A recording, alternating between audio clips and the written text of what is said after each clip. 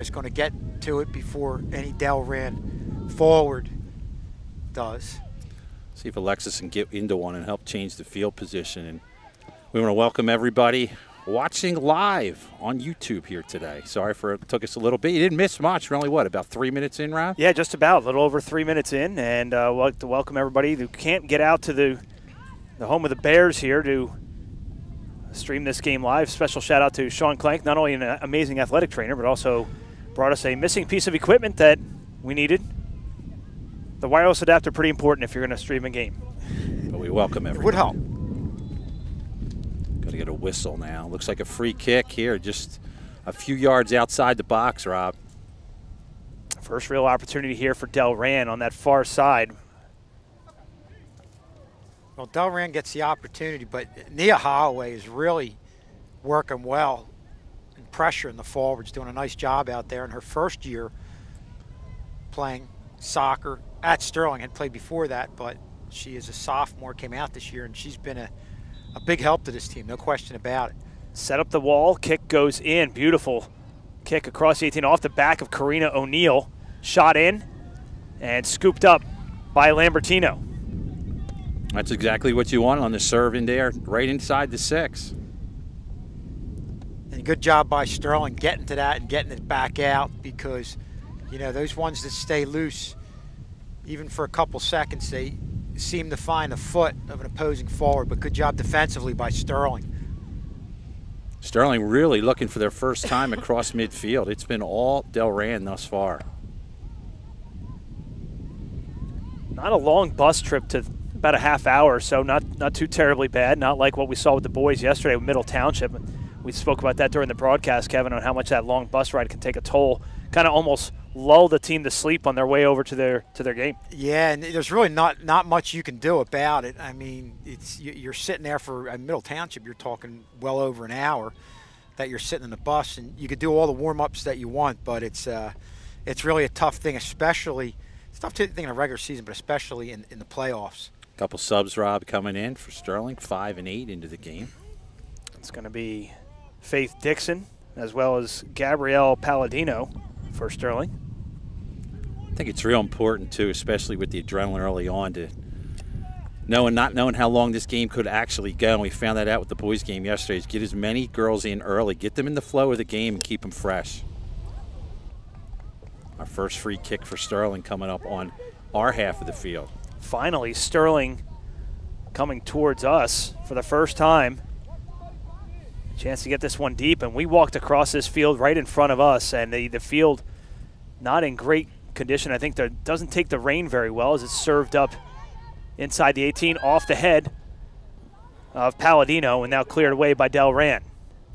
And as we were saying earlier, you know, if the goalie's got to redirect or plant in any way, that is just a messy area back there. And you can see right now it's in the shade and doesn't get a whole lot of sun, which is probably the big reason why, you know, it's in the condition it's in. But that's kind of, I think, every field you're looking at. We saw that in the boys' game yesterday at Sterling. The field was a little bit slick. This field was equally as slick about this time last year with the boys' game, and it was absolute downpour the entire time, and 45 degrees. Sterling just outmatched in that game from the jump, lost that, I believe, 3-0. But the boys will get a chance for some revenge here in just about 48 hours. Long throw in, trying to find on the inside Michaela Heisler, and out comes Lambertino. Kind of a dangerous one, because it didn't go too far, but it skipped off the one girl's head and went to that area. It would have been on the short side if a forward was able to get to it. It could have been a good opportunity for Delran, but they weren't able to get anybody there. We really haven't seen a ball to our right yet, as we're sitting here just beyond the 18-yard line at the goal to the right. We have not seen a ball to our right yet. Here we go. That's going to go off of Sterling, out of play, throw in. That went off Palladino, the freshman who checked into the game just moments ago. No score here from Delran. Rob Strauss, Kevin Schulz, Tad Kozaneski. First round South Jersey Group 2 playoffs. Winner of this contest faces either West Deptford or Collingswood. That game going on right now. West Deptford the number 5 seed, Collingswood the 12.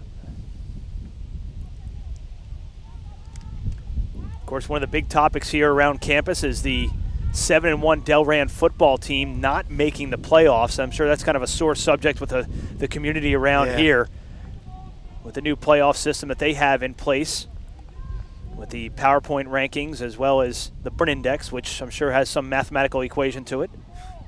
Well, it's not like we were talking about earlier. They picked their own schedule or purposely went after putting easier teams on their schedule. They were given the schedule and won 7 out of 8 games, and that's a tough pill to swallow, no question about it. But the boys and girls soccer team both ranked 2 and 3 in their respective brackets. Nice through ball here, cleared away by Tori Wilsey, the freshman. One of the many freshmen on this squad. Wilsey giving chase here, an opportunity to flick and a save by Lambertino. Her first real test went off of the foot of Brianna Parkinson. And a good job by Lambertino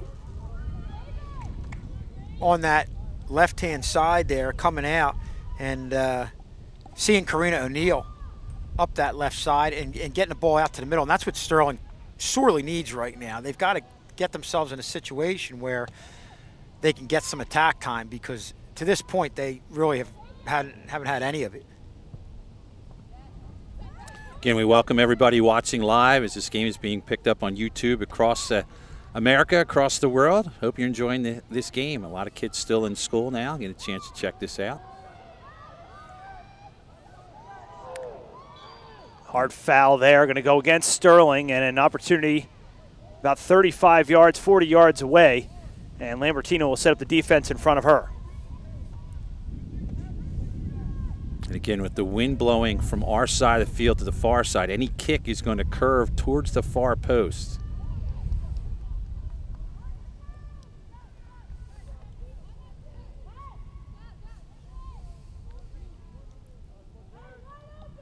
You can hear some instructions being shouted out by Coach Emily Carlacciolo, doing a great job with this program, and I want to say rebuilding year, but when you have 4 or 5 freshmen starting, it's a kind of a learning experience. Blocked by the wall there, and the Sterling defense will come back out. Baldino giving chase. Still in some trouble. Delran in trouble, in business now. Shot and a cross, and it goes out of play. Had a forward there, Kevin, too, trying to get ahead on it, but just a little bit long. Yeah, and in a lot of the restarts, they really haven't been able to get clean passes to their forwards. But, you know, if they keep pressuring like they're pressuring right now, it's eventually going to happen, unfortunately, for Sterling. Delran really looking like a team that's playing with a lot of confidence right now. Booted up by Lambertino. And just looks like Delran a little bit quicker to the 50-50 balls early on. I agree. Yeah, they're controlling the midfield, which is translating to them controlling the attack time. Cleared out by Emma Carmody, playing the fullback position today. Good run here by Palladino. Palladino trying to corral that one, cannot, as Grace Michelli went to the turf. Good pursuit there, Kevin. You can see all over. Delran getting right there. This is almost like a football. One step, get rid of it, because Delran's on you. Transition right now, again to the near side. Brianna Parkinson with some space. Cuts it back. Good defense by Sterling. Parkinson inside the 18, looking for some help. Swing and a miss, but Delran still controls. Hit in space. Nice save by Lambertino. Diving to her right, her best of the game so far. And they had a forward right there. And, you know, with all the pressure that Delran is putting on Sterling, you have to feel good about having a veteran goaltender like Alexis Lambertino back there.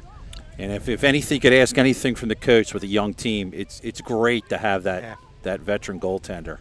Brianna Parkinson, 3 goals and 3 assists on the season. But with all this said, Kevin, this is the one sport where if you can hold and hold and hold and somehow get into overtime, a lot of crazy things have happened. Well, a classic example, you know, we're talking about Lambertino from the goaltending position, was yesterday when you had the Middle Township goal, probably having 5 or 6 unbelievable saves in a game. It should have been a 5-1 game. kept his team in it, and they had a couple opportunities to win the game in overtime. It's funny, I saw Brian Andrade in the halls today. I'm like, you guys got away with one today. You should thank Nick Michelli, take him out to a nice steak dinner. Yeah. Because he's the guy that saved it on the doorstep on the goal line when the goalkeeper was out of position. But he said, yeah, we should have won that game. We should have had 5 or 6 tallies in that game. That was that's one of the best goalies we've seen. Hands down. Yeah. And some of the opportunities were point blank. I mean, they were – it was as legit – 4 legit great saves as you're ever going to see. Yeah, we're anticipating goals, and man, what a great game. For our live streaming audience, we have the unofficial clock ticking down on the screen. And once again, that is unofficial, but it's approximate. The official time obviously kept on the field. No stoppages as of yet. We're just about under 26 minutes remaining here in a scoreless first half. Glad you joined us here on Sterling Radio and Sterling TV 19. Across the court, trying to find Parkinson. And cleared away by Sterling. Sterling on their heels defensively here, Kevin. They really are, and you could see at midfield they were trying a short passing game, but, man, I think right now you just want to shoot the ball ahead with through balls or do a dump and chase where you just get the ball ahead and have your forwards chase, because Delran at midfield is just, and we've talked about it, getting every loose ball, and anytime Sterling gets the ball, when the forward gets the ball, they turn around and there's a defender right there. Chance to catch your breath here, Rob. Far side throw in for Sterling, deep in their own territory. Sterling going to make a substitution at the next whistle and bring in Nia Holloway, a first-year player. Talked about her basketball abilities coming up right around the corner. Starting freshman point guard last year, and boy, she plays fearless out there, and you need it on a day like today because defensively you're going to get stretched to the limit. You're going to get tested against a team that obviously has got a lot of offensive firepower in Delran. Kaylee Sheehan falling to the turf, daughter of Principal Matt Sheehan, who was a soccer star here back in the day. And all of his kids really, really athletic, and Kaylee no exception to the rule. She's a swimmer in the winter. That season starting up in about a couple weeks. There you see Coach Crotchlow and her assistant coaches. Tell you what, this Delran team is pretty darn good so far. Yeah, there's a little bit of a push. They're definitely playing physical, no question about it. Not often you see a number 57 in soccer. That's Olivia Safroni for the Bears. I don't think I've ever seen a number higher than maybe 35 on a soccer field, but somehow she landed on 57. I'm just glad we can see the numbers today. Helps. Facts. 6 kick gives us an opportunity to promote our next broadcast, which will be just 48 hours from now. The boys team will not play on Halloween. I don't know if anybody's playing on Halloween or not. Spooky. But we will be right back here on this field in the exact same spot on November 1st as we turn the calendars. So I'm going to take on these same Delran Bears. And what is a rematch of last year's quarterfinal. As they come back in.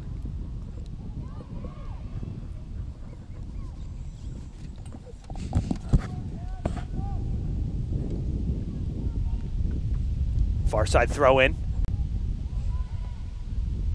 Holloway already trying to make an impact, gets around one, and you see the speed and almost kept it going, but she draws a foul and an opportunity here for Sterling. Well, you talk about a defender trying to have an impact, and I don't know if they moved her up to a forward position, but boy, she got by one and then almost got by a second one and had a lot of open field in front of her. Trying to figure out who was going to kick the ball there for a second. Emma Carmody sends over to O'Neal. O'Neal loses the handle, and now Delran in transition. Sorry, I just had to check. I'm trying to shut you off. Most people do try to. Cell phones off in the building. Yes. Most people do try to shut me off. It is working. Should be a foul there against Delran. It is. Foul against Michaela Heisler on O'Neal, and O'Neal quick to restart. Finds Lena Jewell. Jewell loses the handle and turns it back over to Sofroni. Sofroni right in the middle. O'Neal, good defense to take it away, but then turns it right back over to Kayla Hess. Hess sends it up, and what will go out of bounds, and for a throw-in, just about 21 minutes or so remaining in a scoreless first half from Delran. Oh, well, that's a good sign there, Kevin. I mean, you've made it through almost half the first half. Not a lot of offense, but you're still hanging. No, and this is what you want to do against a higher seeded team. Just keep yourself around, and you know, we've seen it plenty of times. You get that one opportunity, guys, and it's interesting to see. And we talked about it. Nia Holloway now has moved up to offense. Sofroni in the middle, lose the handle now. Sterling off the foot. What I believe that was Olivia Baldino, just cleared it away, goes off of Holloway, and Holloway will retreat. This is almost like a game of keep away we're looking at right now. Yeah, and Holloway's got some speed too, so I got to think that Coach Caracciolo just wanted to mix things up to get herself some type of offense, because I don't know if we've seen in the games we've done this year, boys or girls, seen a game where one team is just back on their heels as much as Sterling is right now. Comes across from Delran. Coming off of her line was Lambertino, but headed away by the defensive Sterling. I believe that was off the head of Baldino and cleared out. Saw this with Middle Township yesterday, and they were playing on their heels a little bit, and then they capitalized on one of their only opportunities of the game to go up 1-0. If you didn't know better, you'd think we were shorthanded.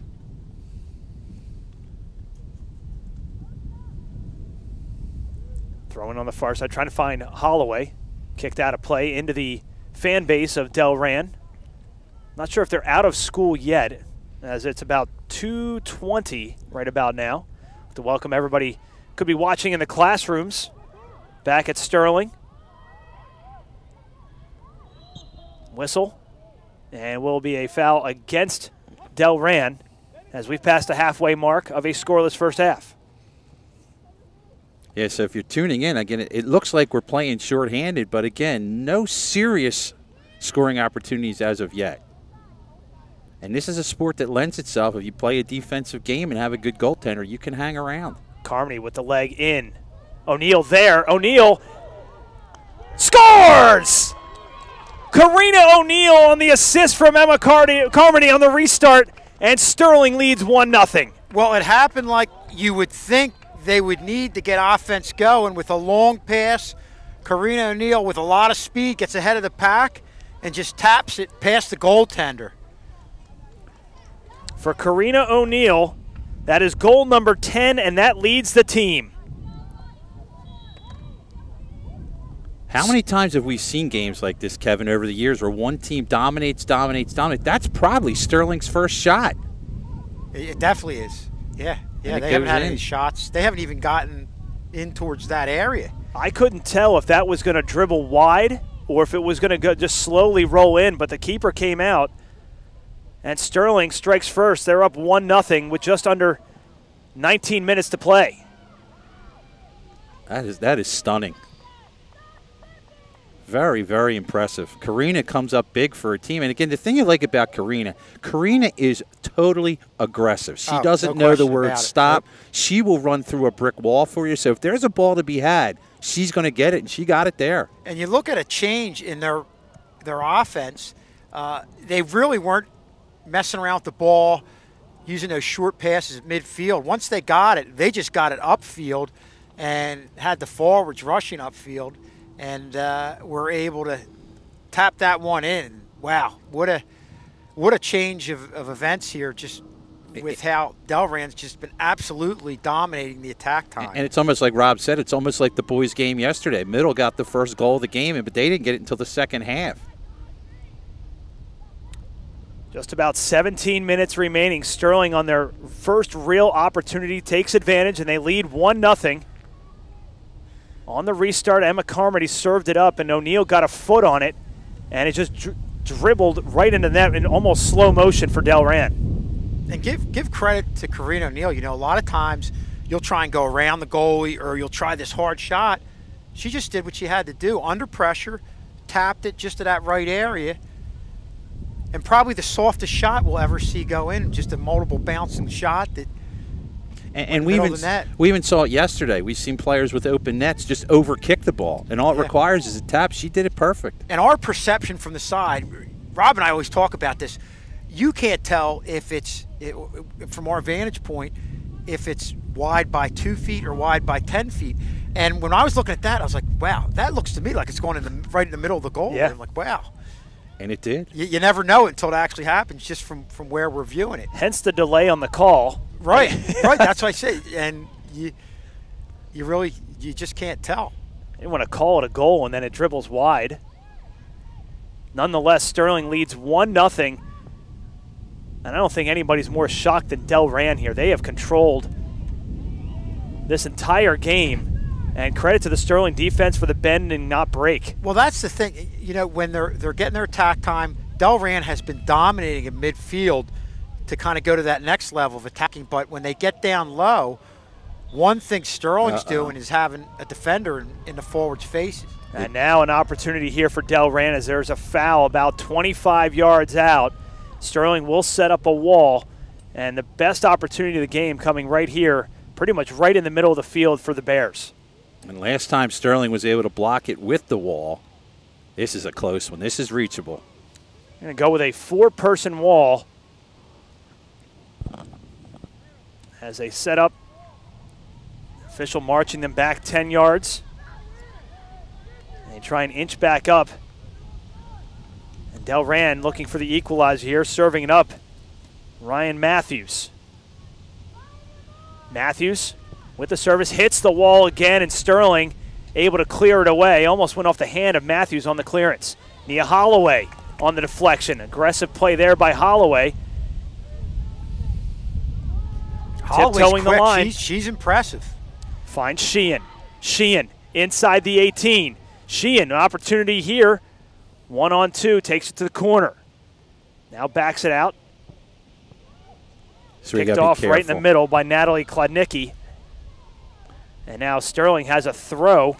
Just about 14.5 minutes remaining here in the first half. And the other thing you do with those long passes, you stretch the defense out. If you're methodically moving up, you give chances for the defense to get back, and it's cluttered up there in the middle. So Sterling really doing a good job of giving himself space. Nat Hatfield checks into the game for Sterling. Throw-in goes off of Delran. Will be a corner kick, the first of the game for either team. Well, I'll tell you what, if you can get a good ball on net here, I mean, there's the opportunity sitting here for Sterling to stop here for an stoppage. Injury. Young lady from Delran really having some issues there. That's going to force her off. Nat Hatfield checks in the game for Sterling. We mentioned her in the pregame a little bit, had some injuries throughout the season, and is finally back here healthy playing in the playoffs. Well, I guess they're going to let her stay in, Rob. Here we go. I wonder if there's an equipment issue. Nonetheless, back to live action. O'Neill serves it up, blocked away, and now Delran a chance to clear it out. This is what you got to watch right here. Watch the transition. Good job defensively. A little mishit there by Sterling, trying to clear it out off the head of Catherine Miller, a freshman, another freshman playing a very important position here at the sweeper. Last line of defense, fortunately, went off of her head. Here comes Parkinson. Parkinson trying to get around one. She does.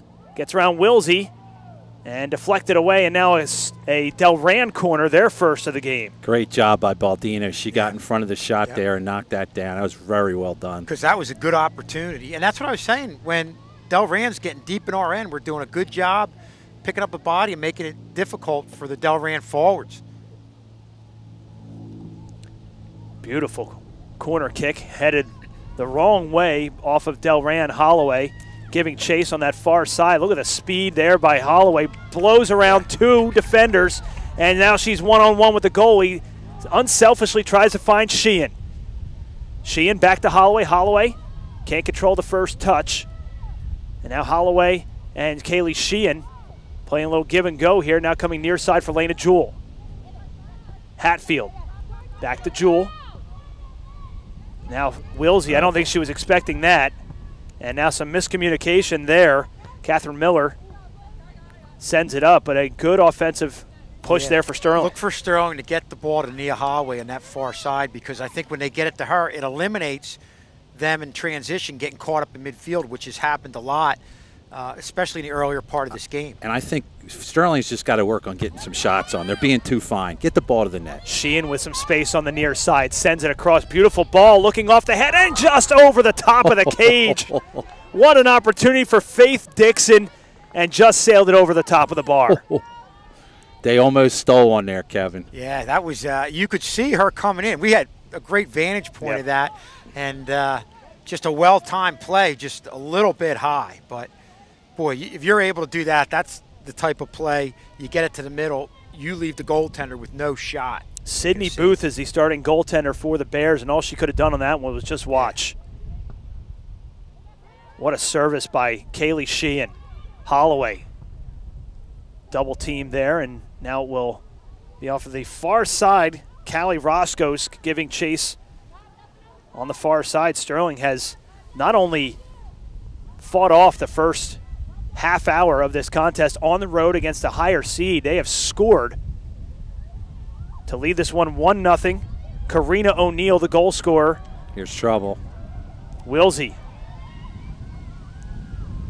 Emma Carmody, the last line defense, kicks it out of place wisely. Smart play there by the junior. Yeah, when in doubt, kick it out, and that's what she did there. Give your defense a chance to reset. And I think you look at Sterling pushing the ball up quickly. The defenders from Delran can't jump up into play. Cleared out by Baldino, or excuse me, Wilsey. Ooh. And a big collision there. Sheehan goes down, but Holloway's there. Sheehan making a run. If Holloway can find her, makes one move. Holloway, again, near side, one-on-one, and good job defensively by Ryan Matthews. That was a great play. And Matthews did two things. She didn't allow Holloway to get the ball to the middle, then ultimately she was able to strip her the ball and get it going the other way. Really nice defensive play. Roscoe's far side. One-on-one working against Catherine Miller. And it goes out of play for a Sterling throw. Just about 9.5 minutes remaining here in a 1-0 Sterling lead.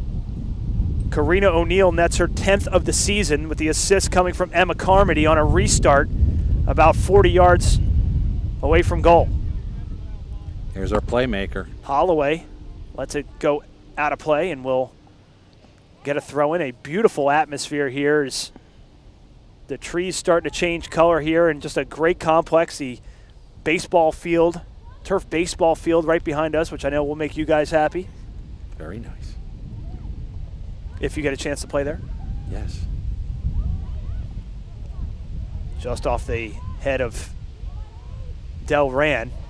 And now Sterling intercepts. Ooh. Just out of reach of Faith Dixon. And the pressure, I think, right now from Sterling's forcing Delran to be a little sloppy on the defensive end. You just saw a kick right there out in the no man's land. They weren't even looking where it was going, and Sterling forward picked it up. Another nice play. Miller doing a great job defensively on that left fullback position. A substitution going to check in. Gabrielle Palladino going to check back into the game for Sterling. And Lindsay Rodson is going to check in for the Bears. Nia Holloway is going to take a much-needed break. And she has that quick burst of speed down that far sideline, has really created some chances here for Sterling. Don't be surprised if she gets one.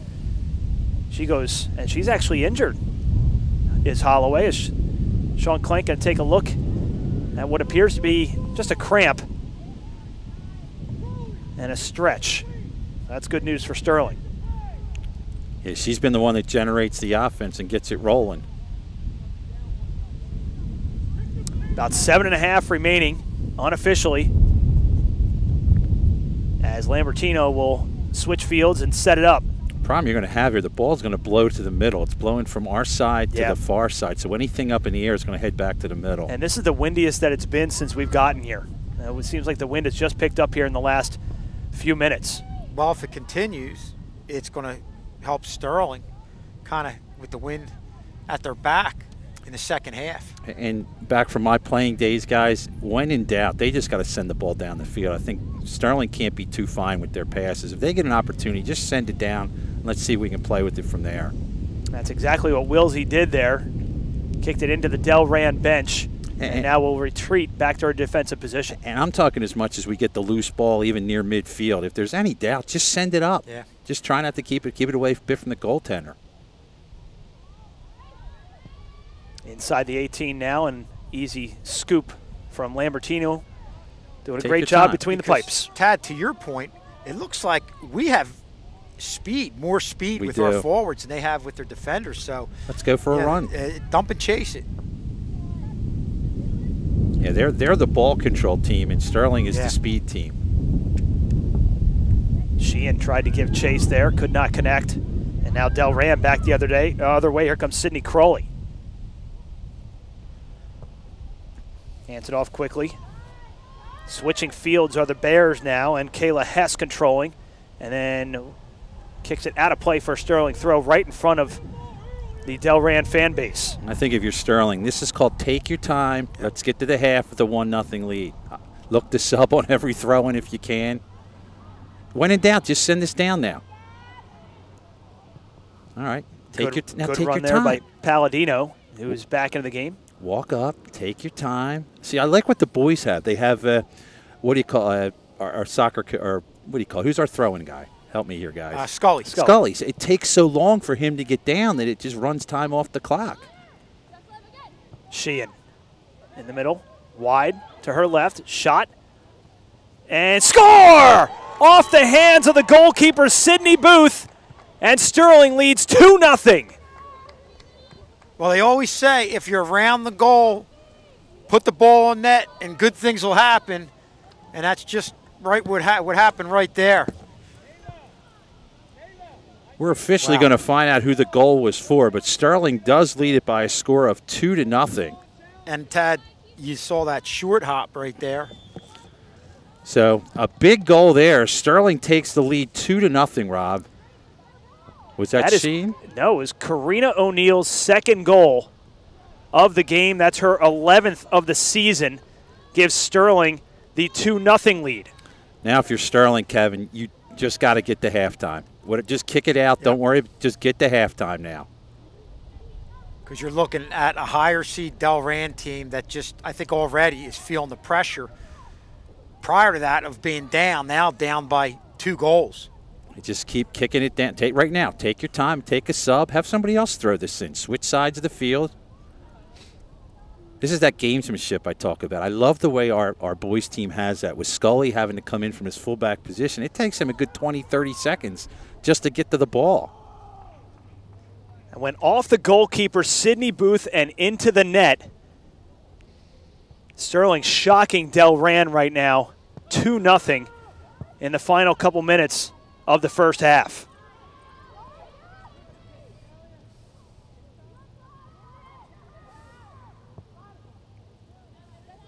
And in working with Lexi Lambertino, kicking some extra shots on her while her team was warming up. Opportunity here. Wilsey wisely kicks it away for a throw-in. The footing and the bounces that that some of those shots took in that cage where Sidney Booth is, not the greatest. Yeah. Just about 3 minutes remaining in the first half. Sterling leading 2-0. Both goals coming from the foot of Karina O'Neill. Sterling, light offensive pressure. Here comes Kaylee Sheehan, but 2 defenders back, and it's a misplay. Here comes Sheehan. Sheehan obstructed momentarily, and Booth will come out and pick it up out of harm's way. Had Sheehan gotten a great touch on that, she would have been all alone. And that's an example where we've seen the defenders now being pressured from Delran, not making great decisions with those outlet passes, and like you said, Shan almost intercepted that going the other way. Foul on Michaela Heisler gives Sterling an opportunity just shy of midfield. Take your time. Carmody on the restart already has an assist.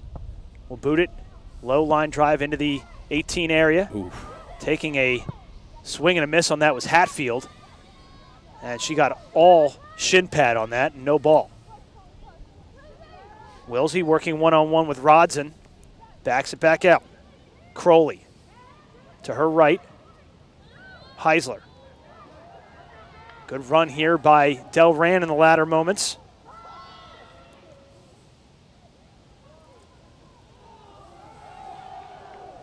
Crowd reacts to that move. Shot and just saved off the line by Tori Wilsey. I'll tell you what, Kevin, right now it's shaping up to be a Sterling day. Yeah, when you see something like that happen, because, boy, that was a close one. That was a legit opportunity by Delran. Take your time. Soft shot in there by Riley Reynolds. And with just about a minute remaining unofficially, maybe 30 seconds more because of the stoppage on the goal. No goals in the last 2 minutes. That's agreed. The mantra. Any coach. The advantage you have here, unlike hockey, you can ice the ball. You can send it all the way down and run some clock. Good job by Lambertino to call everybody off.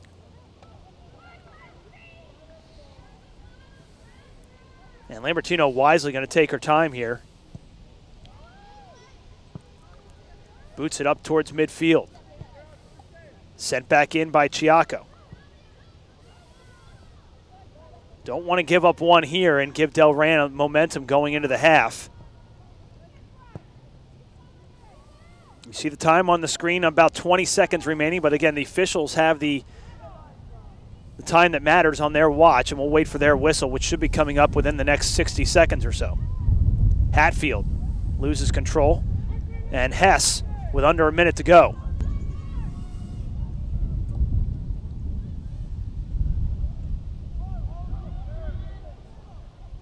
Extra time, unofficially now. Wilsey lets it go for Lambertino. And I would assume that when she boots this thing away, you should hear a whistle. The officials coming to the near side looking at their watch. Maybe I'm wrong.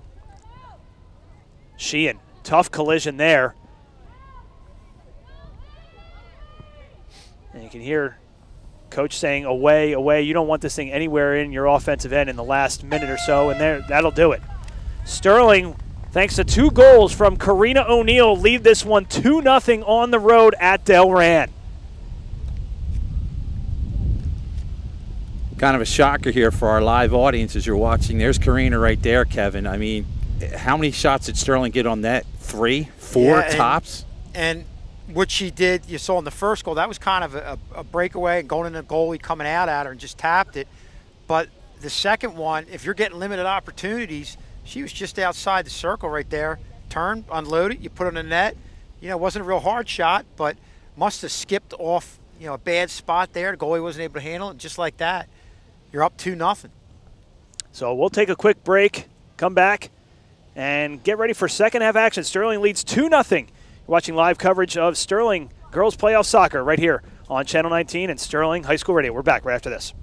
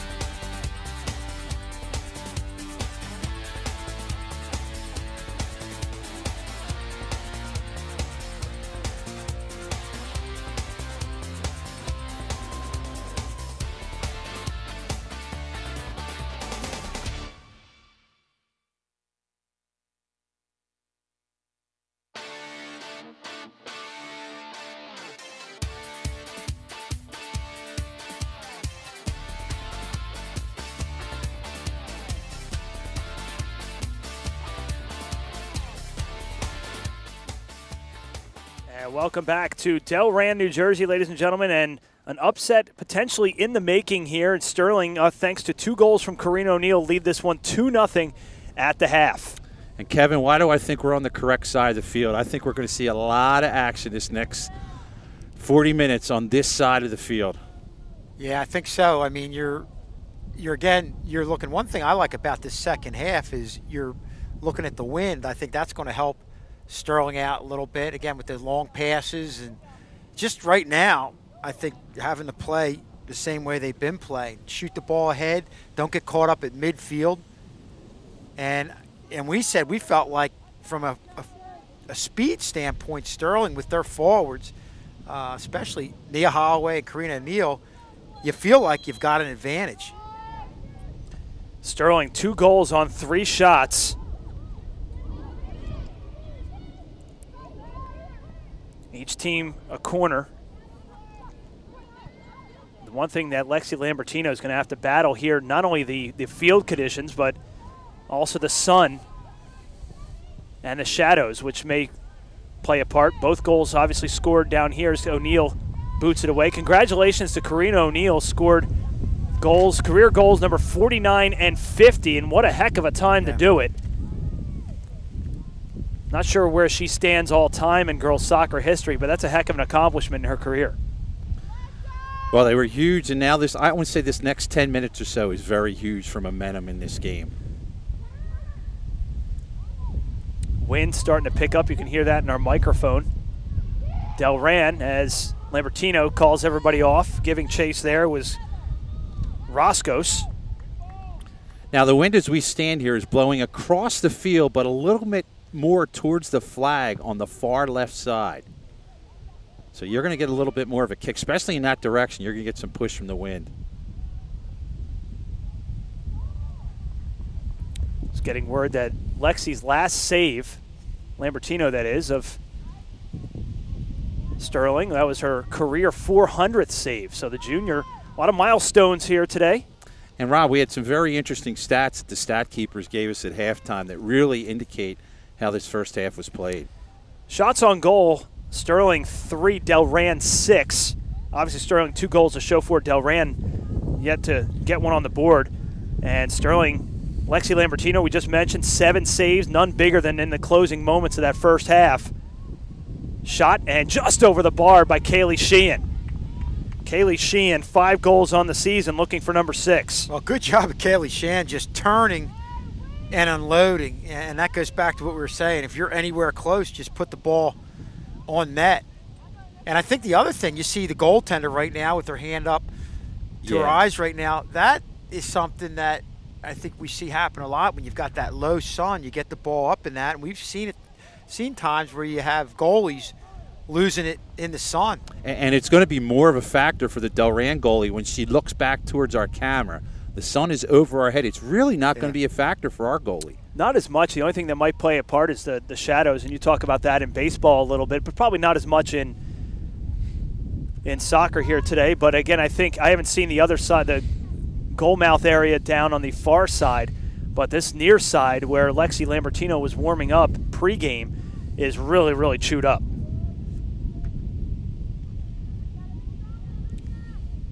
Sterling trying to hang on to a 2-0 lead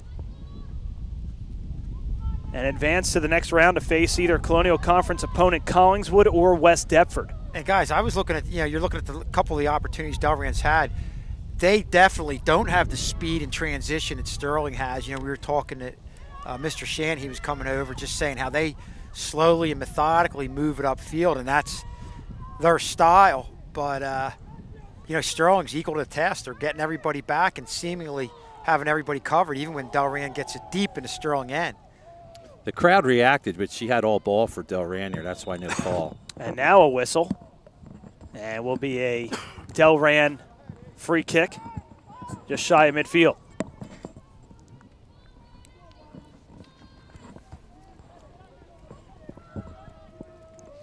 Two nothing. Just about 4 minutes into this second half. Both goals coming from the foot of Karina O'Neill. Career goals number 49 and 50 for the senior. Roscos tries to get around Carmody. Nice little spin-a-rama by Carmody. And goes off of Roscos. Wow, that's the way I saw it. That's the way I saw it too, but doesn't matter near what side we official, think. It does not matter what we think. We don't get paid. Goes off of Baldino, and it will be a Delran throw. Kayla Hess will throw it in. Inside the 18, try to go off of the head of Michaela Heisler. Heisler serves it up, far post, and it goes out of play.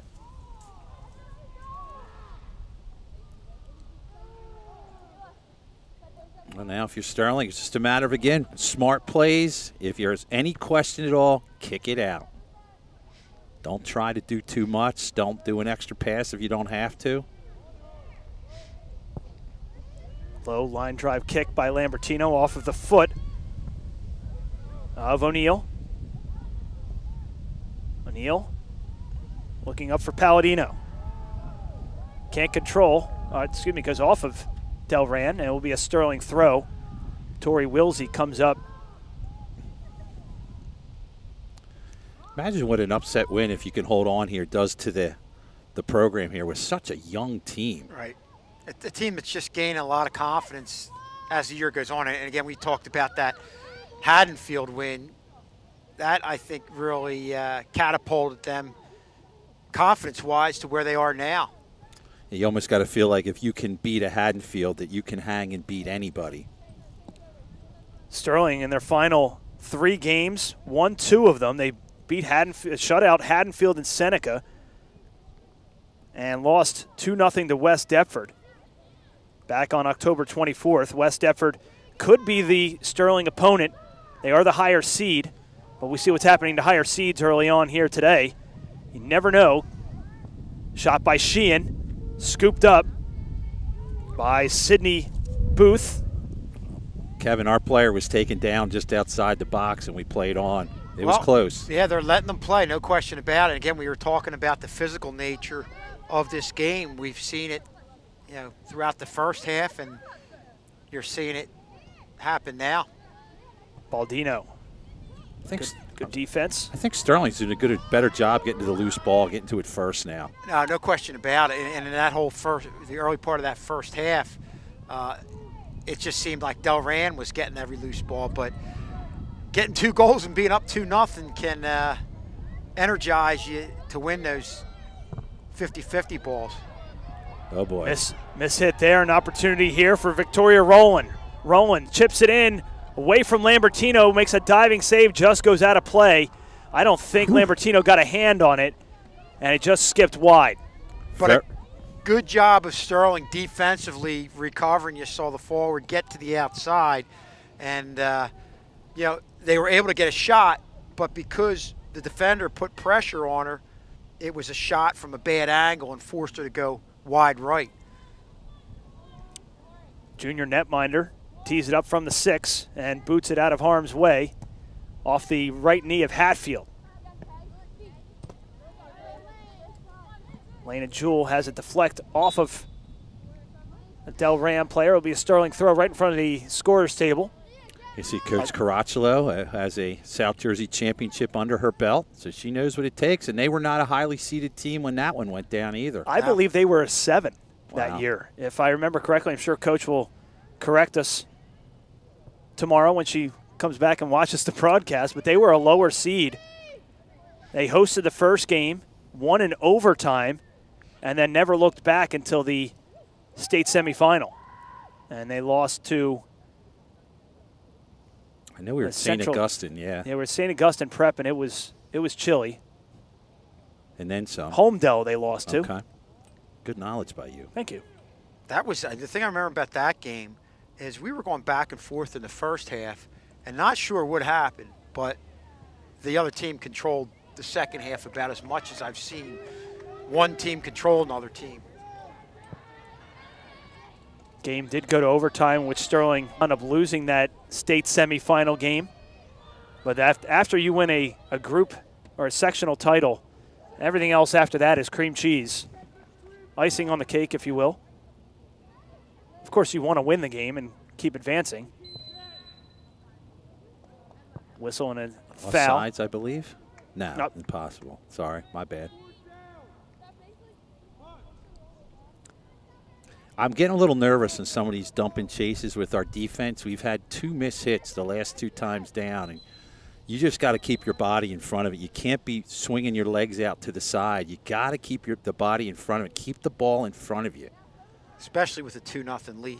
I mean, you know, obviously Sterling's bread and butter is in transition, getting it out to the forwards, going up the side, the far side or the near side. But first things first is don't allow the forward to get control of the ball in your own end. Here's a prime example of dump and chase, and here comes the netminder, Sydney Booth, aggressive off of her line, kicks it out of play.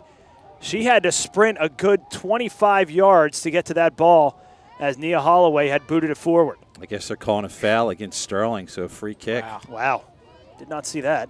I don't think I've ever seen a goalie come that far out. I don't know if she needed to come that far out. He had a couple forwards in the middle, or forwards coming back. I like that from Sterling, though. Go for a run, give it in some open spaces, run some clock. Delran needs 2 to equalize. Holloway, right in the middle of the field, working against Sofroni. Sofroni wins that battle, and now we'll send it wide. Up the middle of the field, here comes Delran looking for the through ball, and Lambertino scoops that up.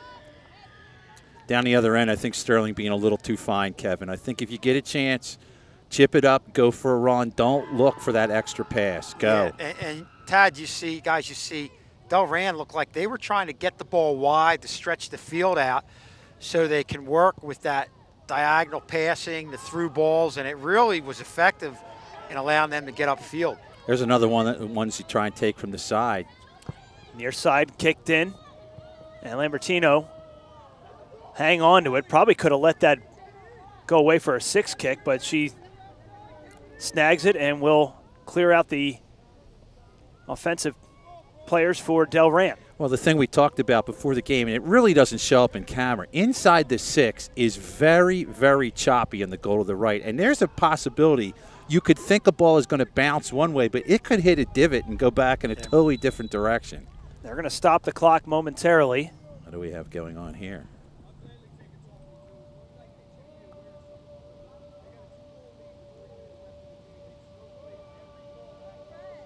And the official coming to talk to the Delran coach. I kind of heard something about a 2-0 lead in every ball. Something slow playing every ball. I'll tell you what, compared to the pace our boys play, they are much quicker, the girls, at getting the ball back into play. I just think you got to put that seat in the referee's head early now. And maybe that's what they're doing there. Flicked in. Here's trouble for Delran. Shot, score! Kaylee Roscos on the goal, and the Sterling lead is cut in half. Well, all it took was to get one ball a little bit loose, and Roscos just buried it into that right-hand corner, and Lambertino had no shot at that one. And it all started with a miss hit from Sterling. All right. Well, things have definitely amped up here on this first-round playoff game. It is now 2-1, Sterling with the lead. And now you can sense the crowd is into it, Delran is into it. Guys, this is where, you know, you're going to see what Sterling's going to do from this point on. It's huge seeing how they react to Delran punching back and grabbing the momentum right now. For Callie Roscos, that's her 5th goal of the season, tied for the team lead, and no bigger time. And here come the Bears again. Good save by Lambertino as Sydney Crowley was giving chase, and Delran really applying the pressure here with her backs against the wall. Yeah, nice job of Miller there on the outside, fending off the forward, keeping her body in front of her. Sent in again, and wisely this time, yes. Lambertino will watch it roll out of play for a 6 kick. And this is where you got to watch with a young team. You're in a playoff game. You just gave up a goal. You're going to find out, do we have some players up there, or are we going to be a little scared right now? The players come out and play, and it doesn't affect them. And we always say 2-1, the next goal is a huge goal, especially in a big game like this. Turnover here, Parkinson. Sets everything up offensively for Hess. Back into the middle and turned over back to Palladino. O'Neal. You got to get rid of it. Rolling. And cleared out by Sterling's Catherine Miller, who's done a great job defensively in her first playoff game. And just with that goal, it's getting back to the type of game we saw in the first 20 minutes where Delran was attacking and, more importantly for Delran, was winning every battle, winning every 50-50 ball. And when you're on offense with a 2-1 lead in this situation, again, on offense you have room for error where you can make a play. But when in doubt, just send it down. Don't be so fine with the ball. You can tell that both goaltenders having trouble with their footing on the restart kicks on this side of the field. And Tad, I think you brought up a good point on how the goal mouth on this side doesn't receive a lot of sunlight, so that whatever rain they do have does not dry up as quickly. It's just about 25 minutes remaining here in the second half. The Sterling lead has been cut in half thanks to a goal by Callie Roscos, her 5th of the season. And another real good opportunity for Delran on a throw-in right here. They try to go off the head. Roscos again, trying to find Sydney Crowley. Crowley turns it over. And here comes Faith Dixon. Just boots it ahead, looking for Holloway. She's the only Sterling offensive player within 15 yards. And now another break for the Bears. Roscos again. Roscos looking to make the turn. Still inside the 18. Back to Roscos. A weak shot from off the left foot. Dribbles in to Lambertino. Got to find a way to start playing some of the game on the other side of the field if you can. Don't overcommit, though. Well, right in front of us, you could see where Delran in tight spaces is working really well together with that close passing game. O'Neal sends it deep. And will be a handball and a Delran kick.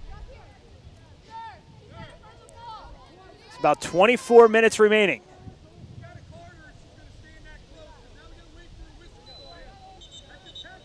And now they're going to stop the clock again, and I think the Delran coach. There it is. I thought he's got a hand up. Now the referee's asking our coach, and here we go. That's gamesmanship. That's all written into the game. He has a right to complain, and Sterling has a right to do it until they're stopped. We saw the last stoppage where the official came over, and then seconds later resulted in the first Delran goal. Roscoe's trying to control. 9-irons it into the middle of the field to find Heisler. Heisler trying to find Roscos. That ball should stop dead prior to the line. It does. Hit a divot and practically stopped. It did. Roscos for Hess. Hess sends it inside the 18, booted away by Baldino. We are just missed getting the ball to our forward there. Carmody deflected away by Roscos. And now Delran really applying the pressure. Now Parkinson. Crowley. Far side of the 18 now. First time we've seen the ball down on that end. And it is going to be a 6 kick. Delran looking for the corner. Yeah, I think if Sterling can get the ball up to our forward, we can get something going. But we just can't quite get the ball to her right now in Holloway. Delran's completely taken the transition game away from Sterling. Tough footing there. Shot, and it's going to be scooped up again. Yeah, I think that's actually a better catch there. Now she knows, all right, I can get a punt. I can get this out of here. Punt, yes. 6 kick, not so much. No, 6 kicks are tough. There's a good one. Trying to find Sheehan, just off the head of one of the Delran defenders. Collision as Faith Dixon goes down. Unofficially, about 22 minutes remaining. Sterling hanging on to a 2-1 lead.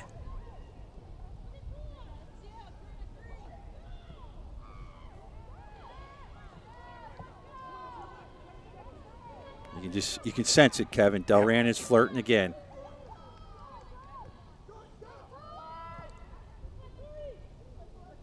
and really have everybody. They're really pushing up, even with their defenders. Hess wide open, weak shot, and trying to. Roscoe's was almost there to clean up the deflection. And that's Lambertino, who's been busy, he's eat it up. You saw Hess with that shot. That's that tough shot where it comes right at you, bouncing a little bit, and really didn't. And fortunate for Sterling, didn't get a lot on it. There's one Holloway. Shame she missed it. Had a chance to dump and chase. Here's your dump and chase. Do it now. Jewell backs it up. Carmody. Little flick inside the defensive end for the Bears. And now Jewell. Jewell with some space down the line. Tries to cross to find Holloway, and a whistle. Jewell did a good job there. She caused that foul. She ran straight through the ball. That's the first time we've seen. Oh, now we're going to get a card. Coach is going to get a card, I believe. Yeah, Coach gets his first card. I think the referees have given him a chance to shoot off some steam, and it's been 3 or 4 times, 2 stoppages of play.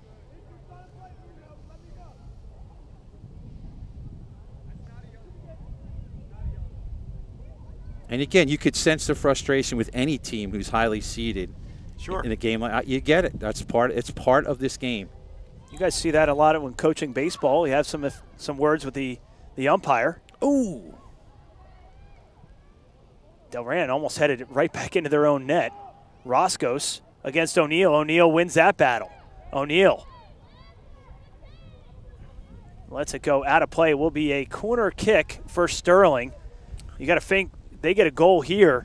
The next goal is huge, whether it's for Delran or Sterling. I'm thinking as much defense, though, on this. I'm making sure I have enough people back because I do not want to give up a 3-on-2 or a 2-on-1 coming back the other way. O'Neal punched away by the netminder. And now Delran looks to counter. Roscoe's off of her head. And now transition offense for the Bears, and great job defensively by Catherine Miller. We haven't said enough about the job that she's done today. She did a real nice job there. But, Tad, I think you saw that one coming. That was it. You could see almost happened on cue. I mean, that's what you're afraid of. Too many people push up and look for the goal, and don't forget you're up 2-1. If you get an opportunity, great, but don't force it. You're more worried about a 3-on-2 or a 2-on-1. This is what you want. Get it down there. Let them make a play. That's perfect. That's what you got to do all day. Just about 19 minutes remaining here in the second half. Sterling leading 2-1. Looking to advance to the second round to face either West Deptford or Collingswood on Friday. Now get it out of there. Just find it and get it out. Baldino sends it forward, intercepted by Delran. Finds a foot of Baldino again, who's double teamed and turns it over. Delran with numbers, trying to stay on side.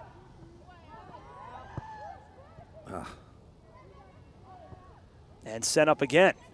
And out of play. These missed kicks are killing Sterling right now. You just got to find a way to get something on it. And I think that one right there, you know, they thought there would be a forward up there, but the forwards had to come back to cover the rush of Delran. Just get it out of there. Get it out. Jewell for Sheehan. Sheehan tries to cut it back inside, and Delran on the turnover. Sidney Crowley. And now dump and chase, dump and chase. Sheehan backs it up again, and been back and forth between O'Neal and Sheehan, and that's the ball. Senior sends it forward, trying to find Holloway, but it was offside. But that a real smart play, getting it back to Karina O'Neal because she had to clean her shot at it. Kaylee Shan was being pressured with her back going the other way and got it back to O'Neal, and O'Neal was able to get it up the field. Unfortunately, you had the offsides, but like you said, Tad, just to get it upfield, get it away from harm's way. There's a possibility of out of bounds. Now, don't be too fine with it. Just get it up the field. You see a lot more pressure from Delran here in the latter half of this second half, just unofficially about 17 minutes remaining. And, Rob, here's a classic example again. You're going to get a free kick. We've got our 4 girls back. I mean, get it down as far as you can, but we're playing defense here. Carmody looking for Holloway. Sterling with that defense back. Baldino right in the middle, off the head of O'Neal. Ball pinballing around, falling to the turf was Sterling. No whistle there. Baldino just sends it to the corner wisely, and Holloway just boots it. Fine. And that's fine. It's going to eat up about 45 seconds of time. Delran going to bring in Ashley D'Alessandro, although she's not being subbed in yet. This is where if you're Sterling, if you had subs you were confident, this would be a great time to get your subs one on the line. D'Alessandro finally checks into the game. Oh, they cost them a lot of time there. Yeah, I would be sprinting off the field at this point. But Brianna Parkinson going to take a little bit of a breather here. Wonder if coach is going to insert her back into the game for the final push. It's about 15 minutes or so remaining in the second half. And guys, I think it's safe to say right now that shock effect of Delran's goal and the momentum that they got from that goal has slowly worn away. So give credit to this young Sterling team for fighting them off and now getting some offensive pressure of their own. I mean, to give you, I guess, an analogy, it's almost like we've climbed up the mountain and now we're playing on the other side. We've convinced ourselves, okay, we can play with this team. Right. It's no longer the scary team that's higher seeded than us. Because after that goal, they were really, you mentioned that, back on their heels. You're still playing defense, though, here, guys. Sure. Like, that's fine. Don't overcommit. Holloway surrounded. And Bears all over the place. Whistle as it goes over the bar and out of play. And will be a foul. I guess it's against Sterling. Somehow against Sterling.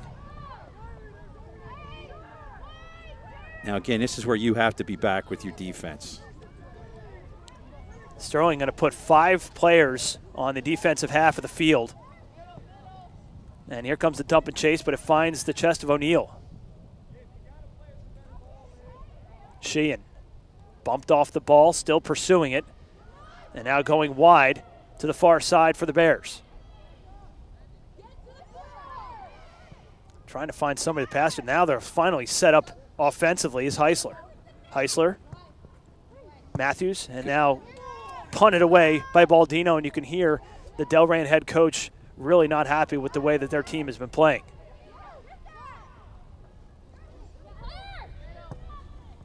Mullen inside, goes a little too far for Klodnicki, and it'll be a goal kick. And that's kind of, if you know the players on a regular basis you're playing defense in, when in doubt, most players are right-handed. So if they have your back to you and they're pushing into you like boxing out in basketball, you got to look and overplay to your left to make them go to their left. Careful on this goal kick here. Again, another low-line drive. Get it out. O'Neal, 50-50 ball, wins it, and will just dump it forward and make Delran go the entire length of the field practically. And we talk about hockey a lot of times in our references. That's the biggest difference between this sport and hockey. You have icing in hockey. You can't just kick it out. This sport, you can. And here you go. Here's the gamesmanship of having your thrower come down. That's legal. Have her come across the field. Again, I talked about how Scully does it. He comes from his fullback position. He's kicking. That's part of the gamesmanship here. And that really had an effect in the game you and I were at against Haddonfield towards the end. It was taking sometimes 20, 25 seconds off the clock. It's a great strategy. Make substitutions when you can. Sterling hasn't really gone to their bench all that much today. Look at the Sterling defense. 3 white shirts back to play defense. Baldino there to clear it away. And a Delran throw about 25 yards away from goal. And so a pair of substitutions going to check into the game for Delran. Again, if you're Sterling, you just know we are playing defense first. If we get a ball all the way down, fine. Otherwise, we're playing defense and just get the ball out. Roscos and Rodson check back into the game for the Bears. As it's punted away. And out of play will be a Delran throw right in front of their fan base. This is where on defense, keep the head on a swivel. You're just looking for that forward crash in the net.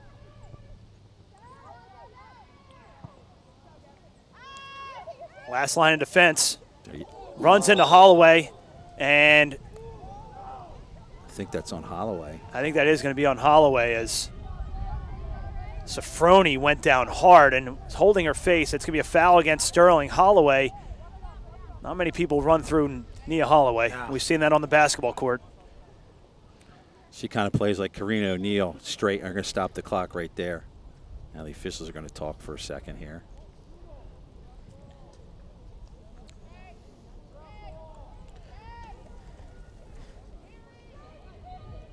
See what they're going to talk about here, and I think they're going to talk to Nia Holloway a little bit.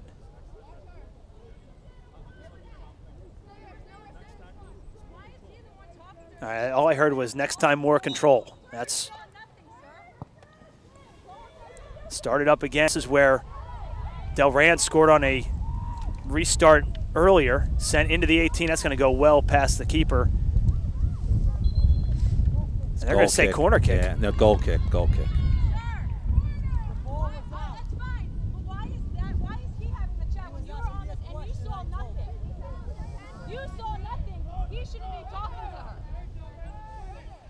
Can kind of hear Coach Crotchlow. And again, you kind of, as a coach, you want to know what the officials are saying to your player. And her argument there, as you heard in the background, you saw nothing. Why is the official across the field the one saying something? Offensive movement here for Delran. O'Neill has been all over the field, both offensively, obviously, with her 2 goals, and now defensively. They're going to rely on her two-way play and leadership from here on out if they want to escape and pull the upset. Well, that's a great play on defense. And, again, as we've been talking, that's the type of mindset you have to have right now. Maybe come back an extra 10 yards where you normally wouldn't. Just sensing the situation with under 10 minutes left, holding on to this 2-1 lead. Probably one of the best kicks so far on this end of the field from Lambertino, who picked up her unofficially, according to her brother, her 400th save this afternoon here. Off the head of O'Neill. Delran really pushing forward. You can see their last line of defense pushing up into the second half of the field. Jewel steps up. Get rid of it. And boots it forward. Sheehan, the only one there. Needless to say, I would say that Delran is absolutely stunned right now on as far as the score is concerned. And very frustrated. You know, they played like they felt like after that first goal that they got, they were going to get another one, but that's what I was saying earlier, that momentum's worn off to the point of now where you're looking at the team looks frustrated. You hear the coach, he seems real frustrated. And Sterling just has to keep doing what they're doing, and they're going to come away with a big first-round upset win. Got to get it out now. Booted ahead. Baldino sends it. I don't think she meant to send it that way. And they're going to say Sterling ball. Now this is where if you had a sub, this would be a great time. There it is. We've got a sub. There it is. Sterling, Rob, they just sent this young lady to the bench to check in. And I think you almost have to do this on every whistle. Yeah. They're going to send in Grace Michelli. Unofficially, under 8 minutes left. I think you just put her right at the out-of-bounds line and say, look, next whistle, you're going in. Even if you're hurt, I'll still take you 50% right now. And Nia Holloway steps off the field and stands right next to Coach Caracciolo, which would lead me to believe that she's only going to take a quick breather and then go right back in. And Delran's a couple minutes away from just probably moving some defenders up into the play to attack.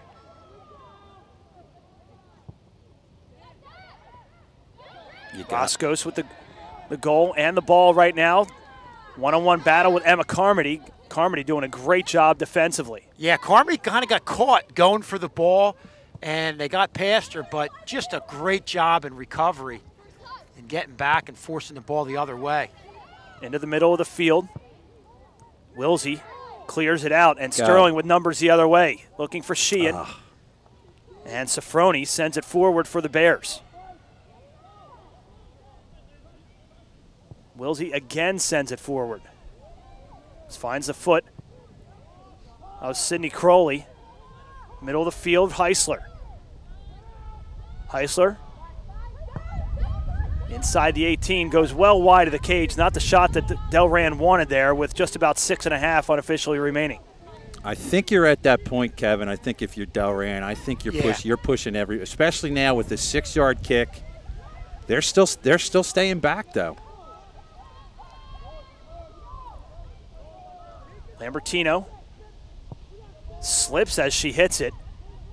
It's the indication of how bad the footing there is on that side in the goal mouth. Cleared out by Kat Miller. It's played outstanding today for the Lady Knights. Great. Service out by Wilsey, making Delran go the distance. Mishit by O'Neill. You just got to settle that and go. Michelli just checked into the game. And now here comes another boot out by Tori Wilsey with under 6 to go.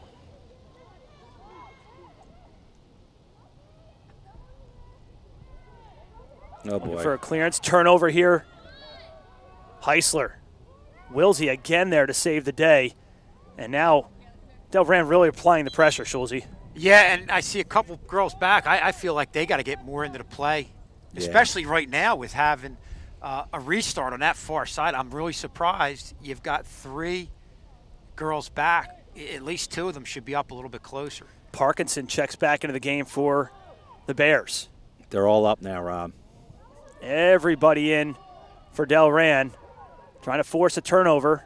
And do they get the corner out of it? They do. Wow. This is their shot. From the get-go! You're on the end line! Overrule it! Here's your shot, Rob, if you're Delran right here. Sent inside the 18, off the head of Sterling defense. Chance to clear now that Delran backs it out. Does Sterling a favor here, 50-50 ball 1, and that should be a foul, and it is. Foul on Michelli. Now they both just got tangled up, and now another restart opportunity. 2 real good opportunities for Delran in the last minute of play, with nearing the 4-minute mark unofficially. About 25 yards out, low line drive. Safroni deflected away. Jewell in some trouble, and Carmody sends it back out, and the Delran defense going to have to give chase here with about 4 minutes remaining. Well, good job by Sterling defensively on successive restarts. First a corner kick, then the kick from right in front of us, and they've withstood the onslaught of Delran, who now is pushing everybody up. Handball us. Handball against Sterling, and Delran's going to hustle. Just under 4 remaining. If you're watching at home, the clock that you see on your screen is unofficial. There were some stoppages for the goal and a couple.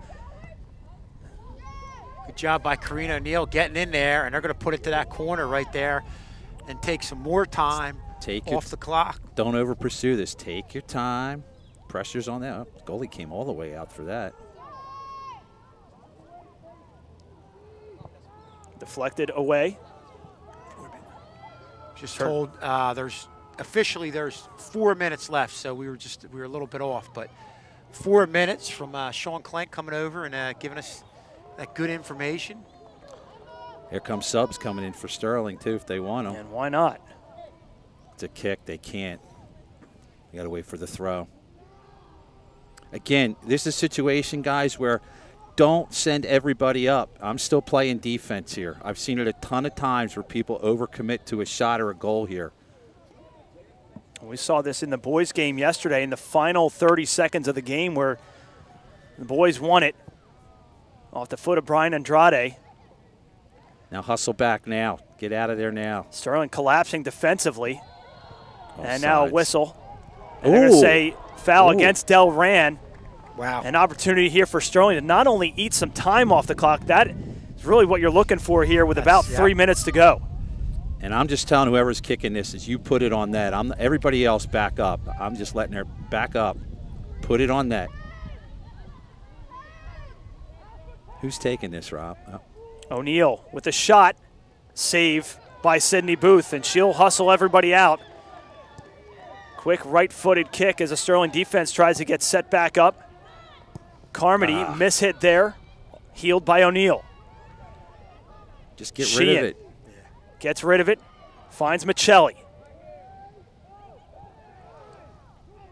Excuse me, it's Palladino. That's Michelli. Sterling doing a great job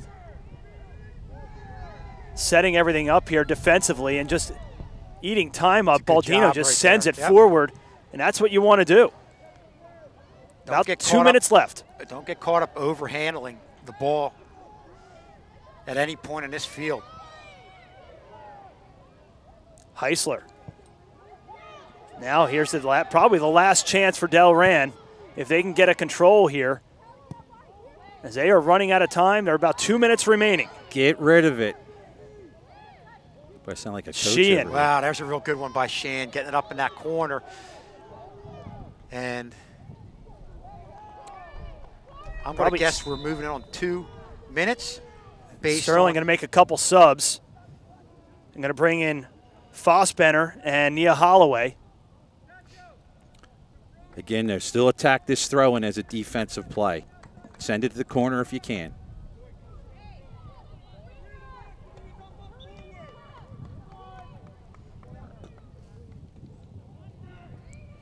Send it in. Sterling controlling. Sheehan in the far side. Sheehan just going to take it right to the flag stick. Double teamed, and Delran trying to force a throw. They cannot. All the while just eating time up. Now they get the throw, and this is probably going to be their last gasp for the Bears.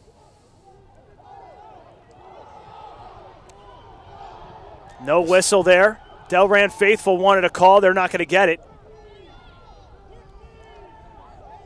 They're going to have to move quick. Throw in, far side. You could see the sense of panic from the Delran fans over there. Under a minute remaining. Delran trying to control. Off the head of Carmody. Again off Carmody. Delran backs it out. Zafroni sends it forward. Dangerous ball inside the 18. Shot, score! The equalizer with under a minute remaining, and this game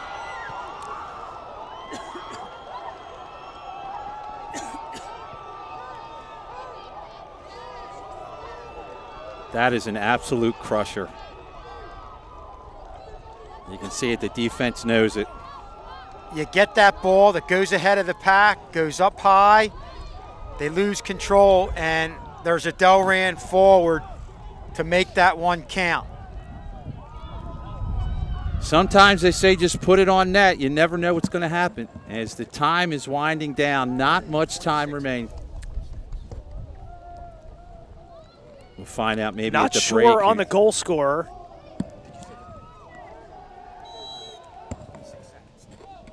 How much time? Just heard from Sean Clank, 26 seconds were remaining. Wow. That is a backbreaker. Huh.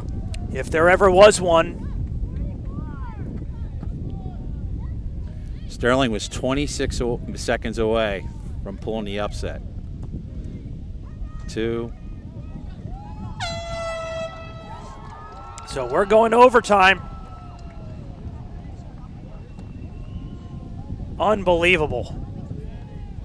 Not much you can say. Delran sent it deep. Kind of a misplay. They got a foot on it. Put it into the net. So we get set to go overtime here. We'll take a little bit of a break for our TV audience, our live audience hangout. We'll be with you in a minute. We're going overtime here in the first round of the playoffs.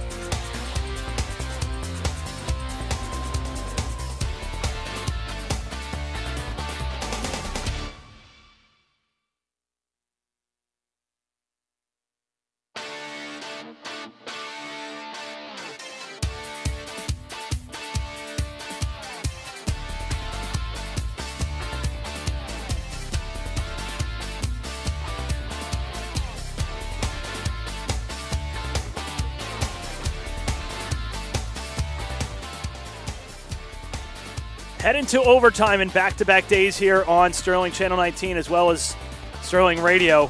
A goal in the final minute by Gabby Parkinson, her 6th of the season. Brings the score to 2-2, and Schulze, that's an absolute backbreaker. Sterling did everything that he possibly could and just couldn't hang on for that final 30 seconds. Have been playing great in this game, and, you know, I think Coach Karachla really had a good message for her girls, just telling her, hey, we just have to get it together. We're playing great. Get it together.